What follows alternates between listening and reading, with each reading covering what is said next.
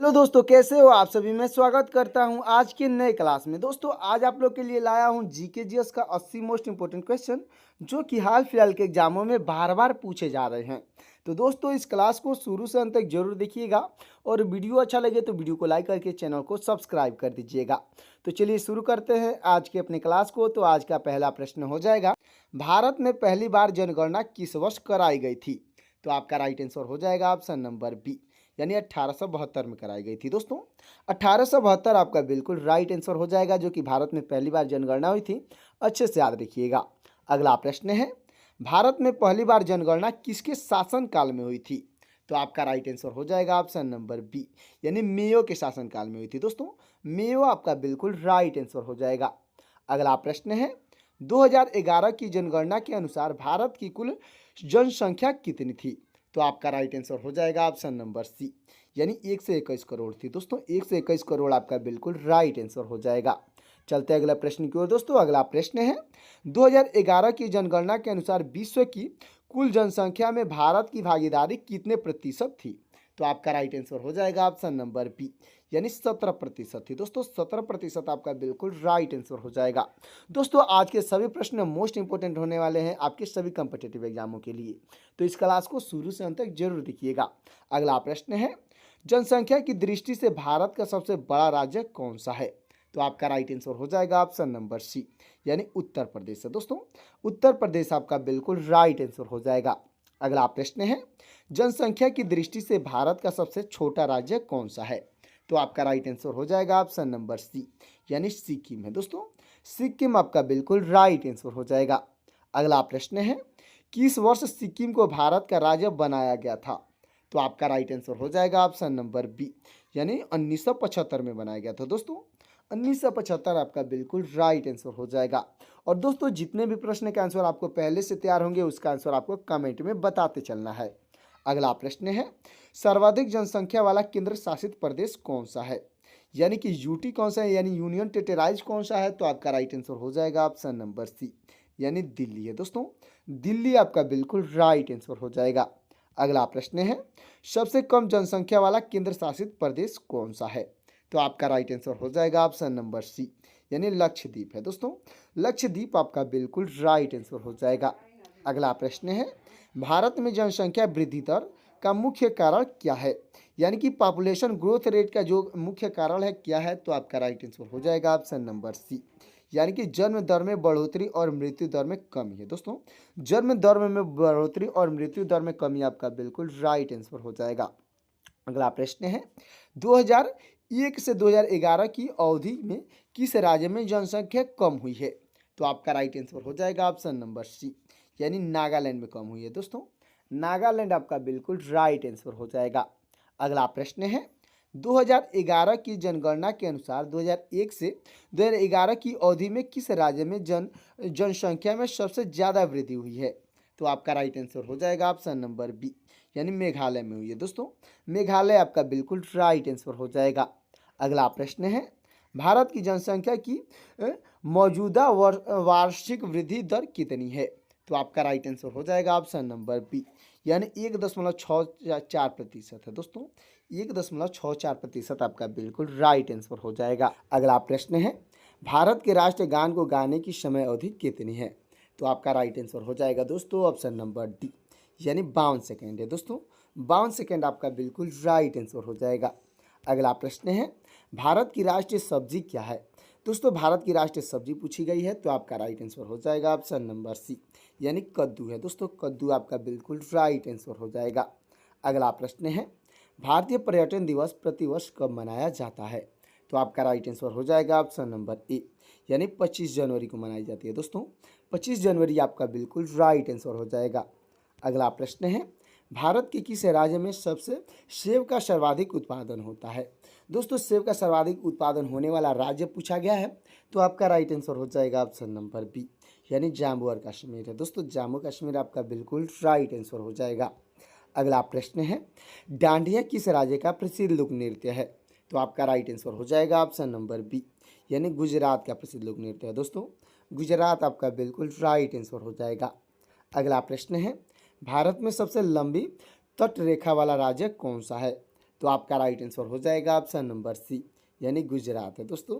गुजरात आपका बिल्कुल right answer हो जाएगा। अगला प्रश्न है, घाटों का नगर के नाम से कौन सा शहर प्रसिद्ध है?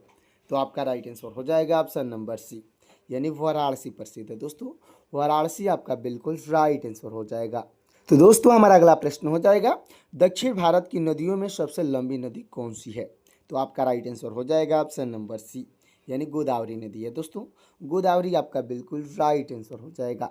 अगला प्रश्न है, भारत का सबसे गर्म राज्य कौन सा है?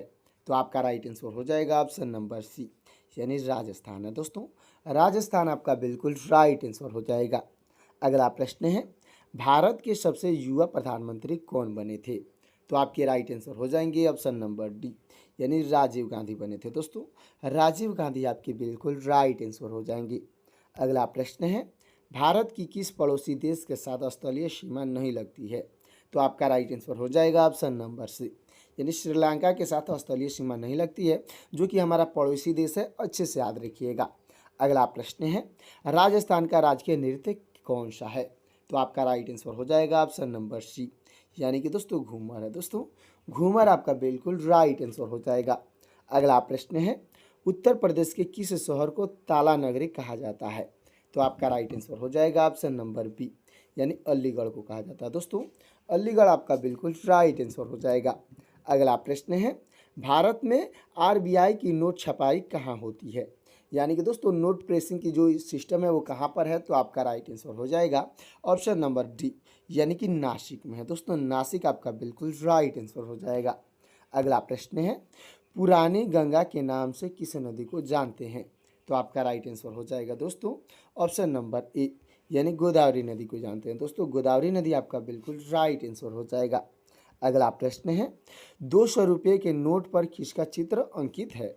तो आपका राइट आंसर हो जाएगा दोस्तों ऑप्शन नंबर सी, जैसे सांची का स्तूप का चित्र अंकित है दोस्तों। सांची का स्तूप आपका बिल्कुल राइट आंसर हो जाएगा। अगला प्रश्न है, भारत की धार्मिक सीमा किस देश के साथ लगती है? तो आपका राइट आंसर हो जाएगा ऑप्शन नंबर डी, यानी बांग्लादेश के साथ लगती है दोस्तों। बांग्लादेश आपका बिल्कुल राइट आंसर हो जाएगा। अगला प्रश्न है, छत्तीसगढ़ राज्य की राजधानी क्या है? दोस्तों छत्तीसगढ़ राज्य की राजधानी पूछा गया है, तो आपका राइट आंसर हो जाएगा ऑप्शन नंबर बी, यानी रायपुर है दोस्तों। रायपुर आपका बिल्कुल राइट आंसर हो जाएगा। दोस्तों आप किस कॉम्पिटिटिव एग्जाम की तैयारी कर रहे हैं कमेंट में जरूर बताइएगा। और ये हमारा क्लास सुबह 6 बजे और शाम को 6 बजे आता है, तो अंत तक जरूर देखिएगा और टाइम पे जरूर देख लीजिएगा। तो दोस्तों हमारा अगला प्रश्न हो जाएगा, भारत में सर्वाधिक सौर ऊर्जा का उत्पादन कहाँ होता है? तो आपका राइट आंसर हो जाएगा ऑप्शन नंबर ए, यानी राजस्थान में होता है दोस्तों। राजस्थान आपका बिल्कुल राइट आंसर हो जाएगा। अगला प्रश्न है, आमों का शहर किसे कहा जाता है? तो आपका राइट आंसर हो जाएगा ऑप्शन नंबर बी, यानी लखनऊ को कहा जाता है दोस्तों।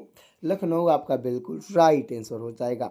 अगला प्रश्न है, मध्य प्रदेश में कुंभ मेला कहाँ आयोजित होता है? तो आपका राइट आंसर हो जाएगा ऑप्शन नंबर सी, यानी उज्जैन में आयोजित होता है दोस्तों। उज्जैन आपका बिल्कुल राइट आंसर हो जाएगा। अगला प्रश्न है, रसगुल्ले का आविष्कार मूल रूप से कहाँ हुआ था? तो आपका राइट आंसर हो जाएगा ऑप्शन नंबर बी, यानी बंगाल में हुआ था दोस्तों। बंगाल आपका बिल्कुल राइट आंसर हो जाएगा। अगला प्रश्न है, पानी पूरी बनाने की शुरुआत किस देश में हुई थी? तो आपका राइट आंसर हो जाएगा ऑप्शन नंबर बी, यानी भारत में हुई थी दोस्तों। भारत आपका बिल्कुल राइट आंसर हो जाएगा। दोस्तों ये क्वेश्चन थोड़ा इंटरेस्टिंग है, आप किसी से भी पूछ सकते हैं कि पानी का आविष्कार कहाँ हुआ, पानी पूरी का आविष्कार कहाँ हुआ था। अगला प्रश्न हो जाएगा, लोटस टेम्पल, यानी जो लोटस टेम्पल है कहाँ पर स्थित है? तो आपका राइट आंसर हो जाएगा ऑप्शन नंबर बी, यानी दिल्ली में है दोस्तों। दिल्ली आपका बिल्कुल राइट आंसर हो जाएगा। तो दोस्तों हमारा अगला प्रश्न हो जाएगा, नासा किस देश की अंतरिक्ष एजेंसी है? तो आपका राइट आंसर हो जाएगा ऑप्शन नंबर सी, यानी अमेरिका की है दोस्तों। अमेरिका आपका बिल्कुल राइट आंसर हो जाएगा। अगला प्रश्न है, आर्य समाज की स्थापना किसने की थी? तो आपके राइट आंसर हो जाएंगे ऑप्शन नंबर सी, यानी स्वामी दयानंद सरस्वती ने किए थे दोस्तों। स्वामी दयानंद सरस्वती आपकी बिल्कुल राइट आंसर हो जाएंगे। अगला प्रश्न है, सत्य शोधक समाज की स्थापना किसने की थी? तो आपके राइट आंसर हो जाएंगे ऑप्शन नंबर सी, यानी ज्योतिबा फूले ने की थी दोस्तों। ज्योतिबा फूले आपकी बिल्कुल राइट आंसर हो जाएंगी। अगला प्रश्न है, तुम मुझे खून दो मैं तुम्हें आज़ादी दूंगा, यह प्रसिद्ध नारा किसने दिया था? तो दोस्तों इसका आंसर आपको कमेंट में बताना है कि तुम मुझे खून दो मैं तुम्हें आज़ादी दूंगा, यह नारा किसने दिया था। आपका ऑप्शन हो जाएगा दोस्तों सुभाष चंद्र बोस और बाल गंगाधर तिलक। इन दोनों ऑप्शन में से कौन सा ऑप्शन सही होगा कमेंट करिएगा। अगला प्रश्न है चंद्रगुप्त मौर्य के गुरु और मुख्य सलाहकार कौन थे। तो आपके राइट आंसर हो जाएंगे ऑप्शन नंबर बी, यानी चाणक्य थे। दोस्तों चाणक्य आपके बिल्कुल राइट आंसर हो जाएंगे। अगला प्रश्न है सम्राट अशोक महान ने कलिंग युद्ध के बाद कौन सा धर्म अपनाया था। तो आपका राइट आंसर हो जाएगा ऑप्शन नंबर बी, यानी बौद्ध धर्म को अपनाए थे। दोस्तों बौद्ध धर्म आपका बिल्कुल राइट आंसर हो जाएगा। अगला प्रश्न है ताजमहल का निर्माण किसकी याद में कराया गया था। तो आपका राइट आंसर हो जाएगा ऑप्शन नंबर बी, यानी मुमताज की याद में कराया गया था। दोस्तों मुमताज महल आपका बिल्कुल राइट आंसर हो जाएगा। अगला प्रश्न है बक्सर का युद्ध कब लड़ा गया था। तो आपका राइट आंसर हो जाएगा ऑप्शन नंबर सी, यानी 1764 में लड़ा गया था। दोस्तों 1764 आपका बिल्कुल राइट आंसर हो जाएगा। अगला प्रश्न है फिरोज शाह कोटला का निर्माण किसने करवाया था। तो आपका राइट आंसर हो जाएंगे दोस्तों ऑप्शन नंबर बी, यानी फिरोज शाह तुगलक ने कराया था। दोस्तों फिरोज शाह तुगलक आपका बिल्कुल राइट आंसर हो जाएगा। अगला प्रश्न है इलाहाबाद स्तंभ लेख किस गुप्त शासक ने से संबंधित है। दोस्तों इलाहाबाद स्तंभ लेख किस गुप्त शासक से संबंधित है। तो आपका राइट आंसर हो जाएगा ऑप्शन नंबर बी, यानी समुद्रगुप्त से संबंधित है। दोस्तों समुद्रगुप्त आपका बिल्कुल राइट आंसर हो जाएगा। अगला प्रश्न है रेडियो का आविष्कार किसने किया था। तो आपके राइट आंसर हो जाएंगे ऑप्शन नंबर बी, यानी कि मार्कोनी ने किए थे। दोस्तों मार्कोनी आपके बिल्कुल राइट आंसर हो जाएंगे। चलते अगला प्रश्न की ओर। दोस्तों अगला प्रश्न है प्लासी का युद्ध किस वर्ष हुआ था। तो आपका राइट आंसर हो जाएगा ऑप्शन नंबर ए, यानी 1757 में हुआ था। दोस्तों 1757 आपका बिल्कुल राइट आंसर हो जाएगा। अगला प्रश्न है रोलैक्ट एक्ट किस वर्ष में लागू हुआ था। तो आपका राइट आंसर हो जाएगा ऑप्शन नंबर बी, यानी 1919 में लागू हुआ था। दोस्तों 1919 आपका बिल्कुल राइट आंसर हो जाएगा। अगला प्रश्न है राजा राम मोहन राय किस सुधार आंदोलन से जुड़े थे। तो आपका राइट आंसर हो जाएगा ऑप्शन नंबर सी, यानी कि दोस्तों ब्रह्म समाज की सुधार से जुड़े थे। दोस्तों ब्रह्म समाज आपका बिल्कुल राइट आंसर हो जाएगा। अगला प्रश्न है सविनय अवज्ञा आंदोलन की शुरुआत किस वर्ष की हुई थी। तो आपका राइट आंसर हो जाएगा ऑप्शन नंबर का सी, यानी 1930 में हुई थी। दोस्तों 1930 आपका बिल्कुल राइट आंसर हो जाएगा।